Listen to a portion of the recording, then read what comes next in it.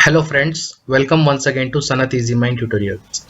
दोस्तों, हम लोग कंप्यूटर टेस्ट ऑन पेपर जो पोस्ट ऑफ जूनियर असिस्टेंट के लिए है, ये हम लोग सॉल्व कर रहे थे दोस्तों।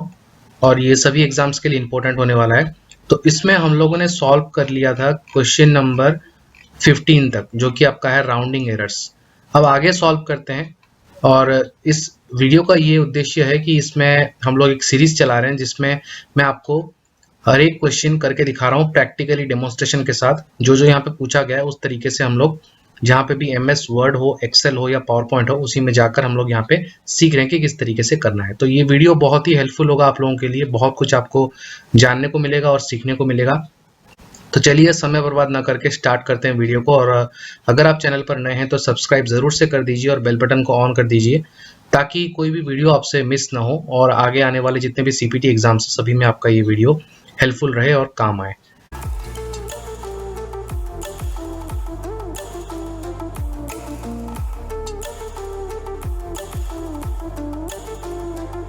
क्वेश्चन नंबर 16 जो हमारा कह रहा है, when you link data maintain in an Excel workbook to a Word document. यहाँ पे ये पूछा जा रहा है कि अगर आप का जो डेटा है वो आप लिंक करते हैं जो कि एक्सेल वर्कबुक में है एक वर्ड डॉक्यूमेंट में। तो कभी कभी हमारा ये नीड आ जाता है कि हम एक्सेल वर्कबुक में जो डेटा है उसको हम वर्ड डॉक्यूमेंट में लिंक करना चाहते हैं, या फिर वर्ड का चीज एक्सेल में लिंक करना चाहते हैं।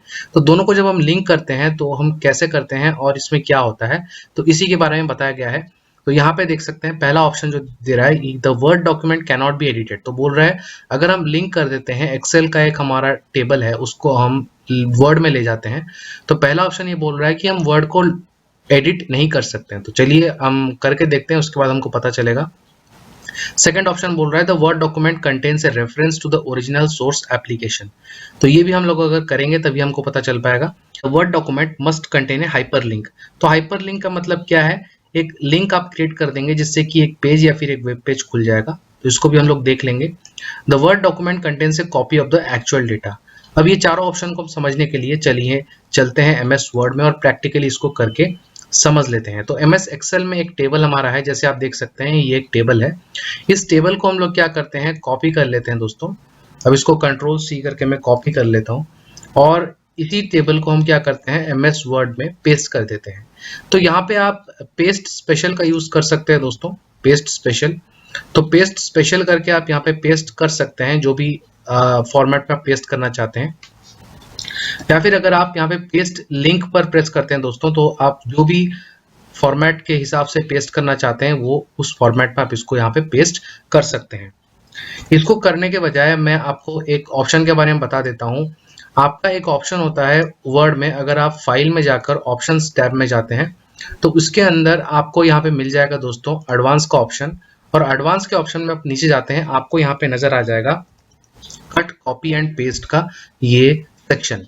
और यहाँ पे आपको यहाँ पे ध्यान रखना है कि जो यहाँ पे इंसर्ट पेस्ट पिक्चर्स एज, तो यहाँ पे जो दिया गया है आपका, ये चारों बॉक्स आपके टिक होने चाहिए। जैसे यूज द इंसर्ट की फॉर पेस्ट, आप पेस्ट के लिए इंसर्ट की डायरेक्ट यूज कर सकते हैं। अगर आप इंसर्ट की यूज करते हैं तो ये पेस्ट स्पेशल के तहत आपका पूरा एग्जैक्ट टेबल हूबहू जो आपने माइक्रोसॉफ्ट एक्सेल में लिखा होगा वही टेबल यहाँ पे डॉक्यूमेंट यहाँ पे आके पेस्ट हो जाएगा आपका।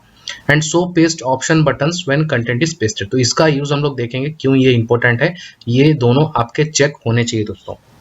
ये चेक करके आप ओके पर प्रेस कर देते हैं। और अभी हमने कॉपी कर लिया है ऑलरेडी एमएस एक्सेल से जो डॉक्यूमेंट है।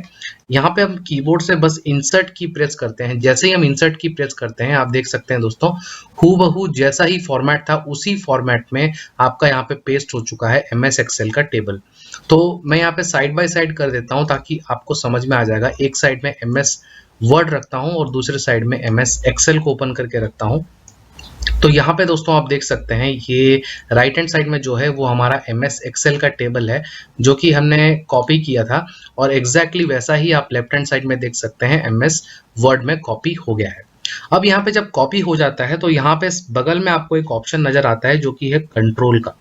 इसके ऊपर अगर आप प्रेस करते हैं तो पेस्ट ऑप्शंस आपको नजर आ रहे हैं। तो जो पेस्ट ऑप्शन का हमने यहाँ पे चेकबॉक्स टिक किया था उसका यही रीजन है दोस्तों। अगर यहाँ पे आप अपना एक क्लिक करते हैं तो यहाँ पे आपको बहुत सारे ऑप्शंस मिल जाएंगे, जैसे कि पहला ऑप्शन बोल रहा है कि कीप सोर्स फॉर्मेटिंग, सोर्स यानी कि जहां से आपने इसको कॉपी किया है। तो राइट हैंड साइड में आप देख सकते हैं ये हमारा सोर्स टेबल है, और लेफ्ट हैंड साइड में देख सकते हैं ये हमारा डेस्टिनेशन टेबल है, जहां पे हमने डेस्टिनेशन में इसको पेस्ट किया है।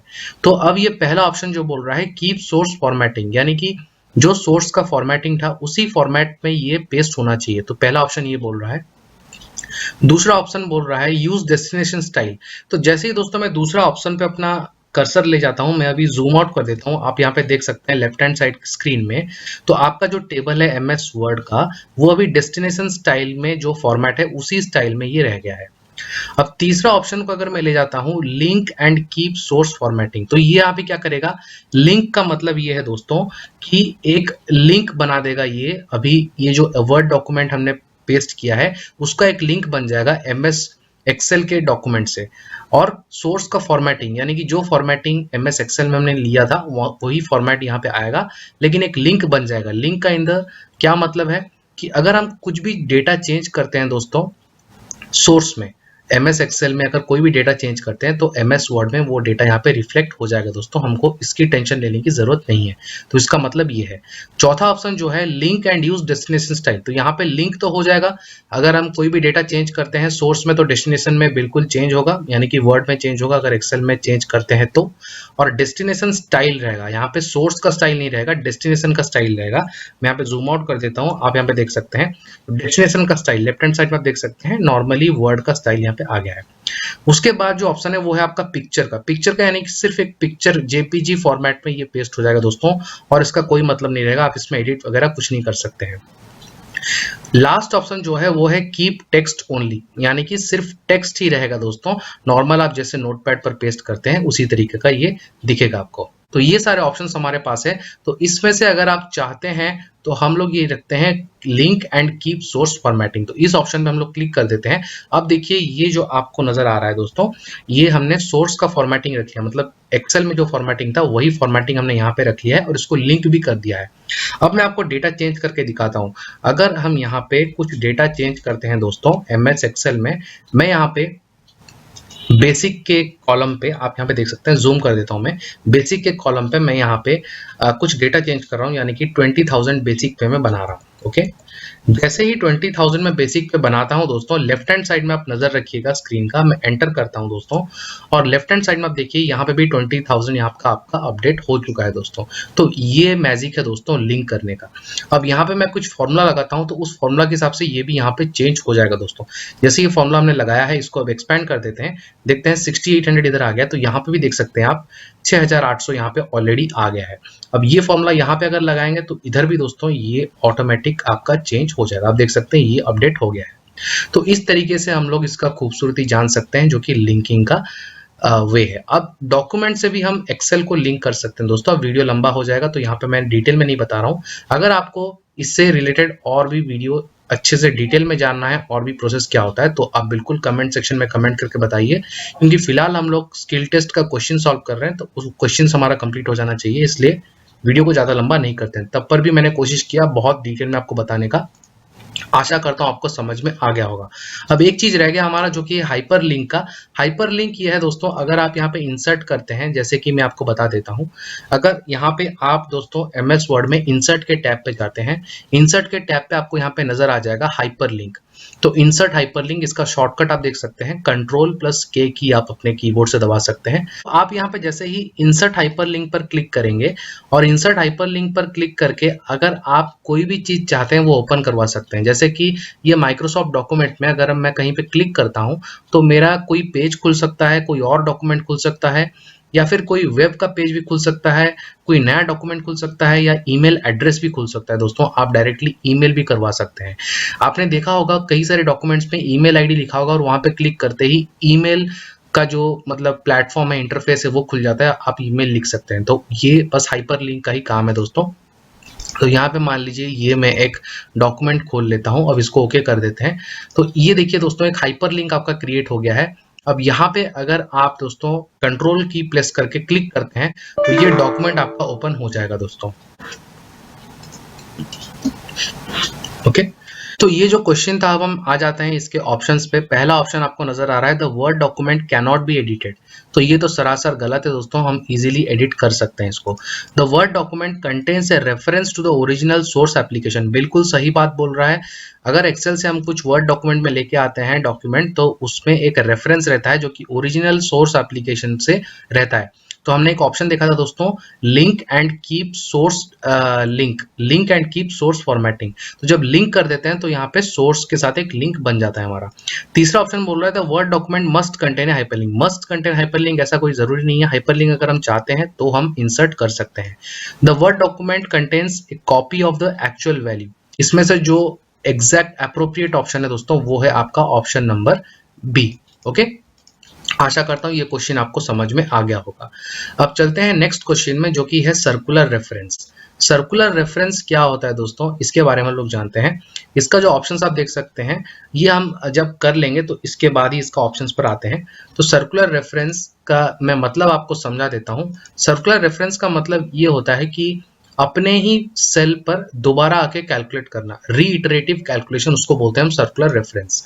अगर यहाँ पे कुछ नंबर्स में टाइप कर लेता हूँ, मान लीजिए 80, और दूसरे सेल में हम लोग टाइप कर लेते हैं 40।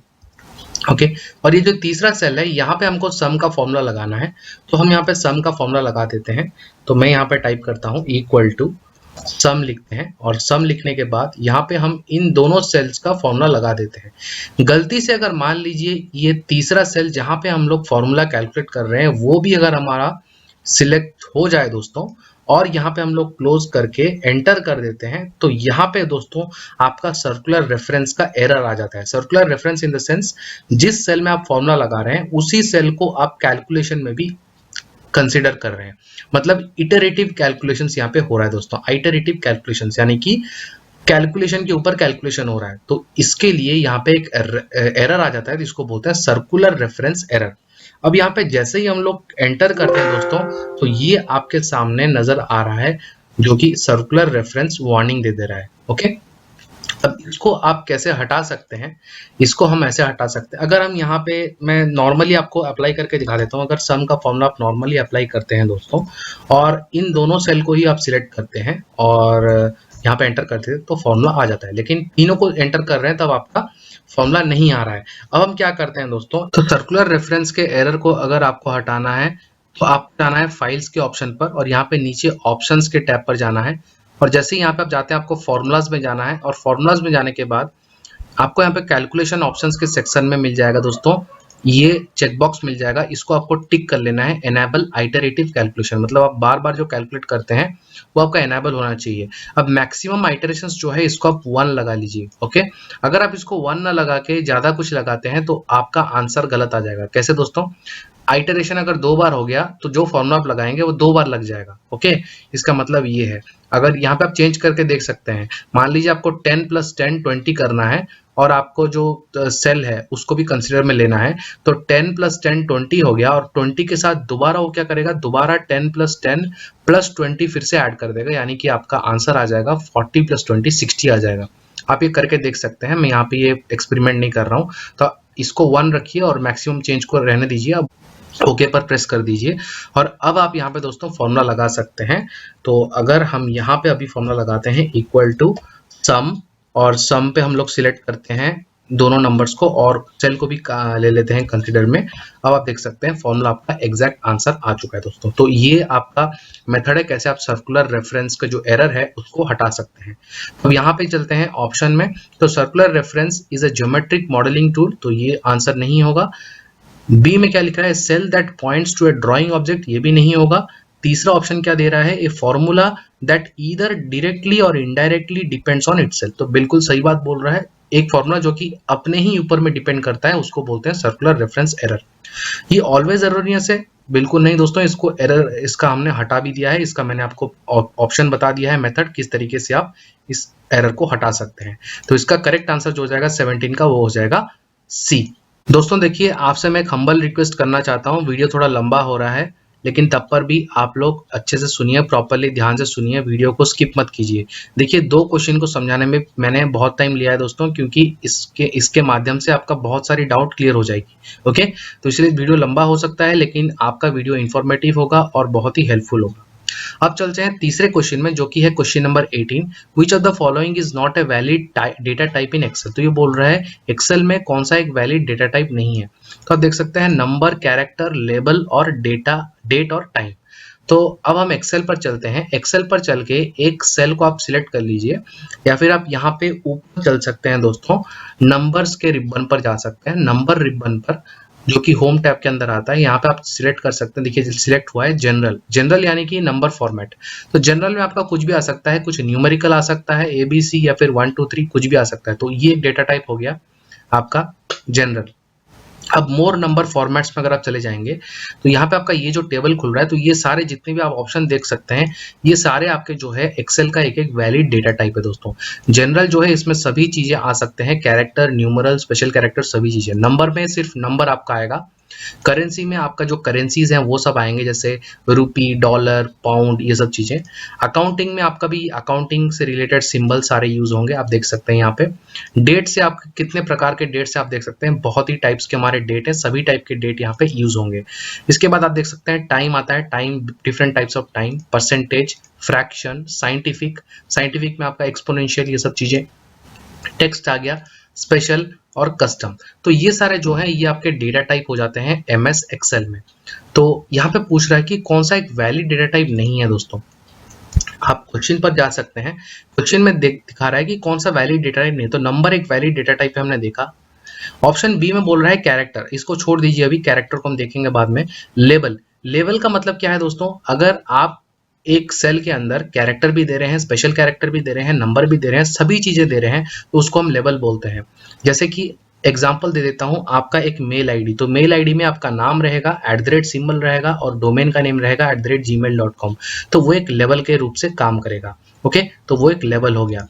अब जो चौथा ऑप्शन है डेट एंड टाइम, ये भी कैरेक्टर, ये भी एक आपका वैलिड डेटा टाइप है। अब देखिए जो ऑप्शन बी बोल रहा है कैरेक्टर, कैरेक्टर नाम से कोई डेटा टाइप नहीं है दोस्तों, जो कि कैरेक्टर जो है वो जनरल में ही कवर हो जाता है हमारा। ओके, और नंबर तो अलग हो गया, तो कैरेक्टर ही स्पेशल ऐसा कुछ एक डेटा टाइप नहीं है। तो इसका जो करेक्ट आंसर हो जाएगा वो हो जाएगा 18 का ऑप्शन बी, जो कि है कैरेक्टर।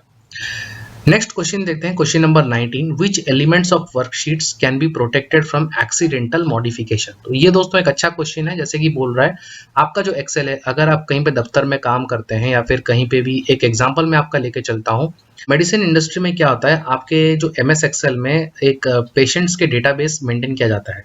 तो पेशेंट्स का जो डेटाबेस होता है उसके अंदर क्या होता है, मान लीजिए किसी का ब्लड रिपोर्ट हो गया, वो मैं एग्जांपल लेके चल रहा हूँ आपका, एक ब्लड रिपोर्ट सैंपल कलेक्ट हुआ है। तो ब्लड रिपोर्ट सैंपल में क्या होता है, अगर आपका कोई छेड़खानी कोई कर दे, जानबूझकर अगर इंटेंशनली कोई ब्लड रिपोर्ट को कोई छेड़खानी कर दे और इसको ब्लड रिपोर्ट को पॉजिटिव से नेगेटिव कर दे या नेगेटिव से पॉजिटिव कर दे, तो ये दोस्तों एक एक्सीडेंटल मॉडिफिकेशन इसको कहा जाएगा। तो इस तरीके का जो एक्सीडेंटल मॉडिफिकेशंस होते हैं उसको हमको प्रोटेक्ट करना जरूरी है दोस्तों। अननेसेसरीली एक जो कि है पेशेंट का मतलब डेटाबेस चेंज हो सकता है और इससे उसके लाइफ के ऊपर भी बहुत से रिस्क आ सकते हैं। तो इस तरीके का मैंने एक एग्जांपल लिया, इस तरीके से बहुत सारे एग्जांपल्स आपके हो सकते हैं। तो इसी को बोलते हैं हम एक्सीडेंटल मॉडिफिकेशन। तो यहाँ पे क्वेश्चन में पूछ रहा है एक्सेल का जो वर्कशीट्स का जो एलिमेंट्स है, जैसे कंटेंट्स, एक्सेल में आप कुछ भी टाइप करते हैं सभी चीज कंटेंट्स कहलाते हैं। ऑब्जेक्ट्स, ऑब्जेक्ट्स आपको पता है दोस्तों, ऑब्जेक्ट यानी कि अगर आप कोई भी चीज इंसर्ट करते हैं दोस्तों, यहाँ पे अगर मैं यहाँ पे इंसर्ट टैब पर जाता हूँ, इंसर्ट टैब के अंदर आपको एक ऑब्जेक्ट नजर आ जाएगा दोस्तों। इस ऑब्जेक्ट में मैं आपको समझा देता हूँ, कुछ भी हो सकता है, जैसे एक एडोब डॉक्यूमेंट जो PDF फाइल, वो आपका ऑब्जेक्ट हो सकता है, या फिर आपका Microsoft graph chart, okay, bitmap image, या फिर आपका माइक्रोसॉफ्ट वर्ड का कोई डॉक्यूमेंट, माइक्रोसॉफ्ट पावर पॉइंट का कोई डॉक्यूमेंट, ये सारी चीजें एक ऑब्जेक्ट के रूप से काम कर सकती हैं। या फिर अगर आप यहाँ पे कोई पिक्चर, इमेज कुछ भी इंसर्ट करते हैं, वो भी एक ऑब्जेक्ट के रूप पे आपका कहलाएगा। तो ऑब्जेक्ट मतलब ये सब चीजें। अब सिनेरियो मतलब क्या है, अगर आपने व्हाट इफ एनालिसिस का जो वीडियो है वो देख लिया होगा, अगर नहीं देखा है तो जाके देख लीजिए, कंप्यूटर प्रोफिशिएंसी टेस्ट प्लेलिस्ट में है, या फिर आप डिस्क्रिप्शन बॉक्स में भी जाके देख सकते हैं दोस्तों। तो व्हाट इफ एनालिसिस में हमने देखा था एक रेंज ऑफ वैल्यूज को हम बोलते हैं सिनेरियोज। अगर एक रेंज ऑफ वैल्यूज को हम लेते हैं उसको हम बोलते हैं सिनेरियोज। ये एक्सेल में आपका बोला जाता है। तो ये तीनों ही चीजें हमारे क्या है, एक्सीडेंटल मॉडिफिकेशन के मतलब इससे प्रोटेक्ट किए जा सकते हैं। ओके, तो इसका आंसर क्या हो जाएगा, ऑप्शन डी, जो कि हो जाएगा ऑल ऑफ दी अबव। तो लगभग 20 मिनट्स का वीडियो हो गया है। मैंने टारगेट लेके चल रहा हूँ कि 20 मिनट से ज़्यादा वीडियो हम लंबा नहीं करेंगे दोस्तों। एक एक वीडियो में 3-4 क्वेश्चन भी होए, लेकिन उससे अगर आपका कॉन्सेप्ट अच्छा क्लियर हो जाता है और चीज़ें आपको समझ में आती है तो बिल्कुल ये ही अच्छा है। हम छोटा छोटा करके वीडियोस अपलोड करेंगे। बिल्कुल आप कमेंट सेक्शन में कमेंट करके बताइए दोस्तों कैसा लग रहा है। अगर आपको कोई भी टॉपिक पर डिटेल्ड वीडियो चाहिए दोस्तों, बिल्कुल बताइए, आपके कमेंट्स के हिसाब से ही मैं वीडियो बनाता रहूँगा। तो चलिए दोस्तों, मिलते हैं अगले वीडियो में। अगर आपको वीडियो अच्छा लगा तो लाइक कर दीजिए, अपने दोस्तों के साथ बिल्कुल शेयर कर दीजिए। और मैं बता देना चाहता हूं, जिनका भी सीपीटी एग्जाम है या फिर स्किल टेस्ट है या फिर कंप्यूटर जॉब्स का कोई भी आपके पास काम है या फिर इंटरव्यू है कंप्यूटर रिलेटेड जॉब से, तो बिल्कुल दोस्तों ये वीडियो आपके लिए बहुत ही हेल्पफुल है एंड रामबाण की तरह काम करेगा। दोस्तों चलिए मिलते हैं अगले वीडियो में, तब तक के लिए जय हिंद, जय भारत। और चैनल पर नए हैं तो सब्सक्राइब जरूर से कर दीजिए।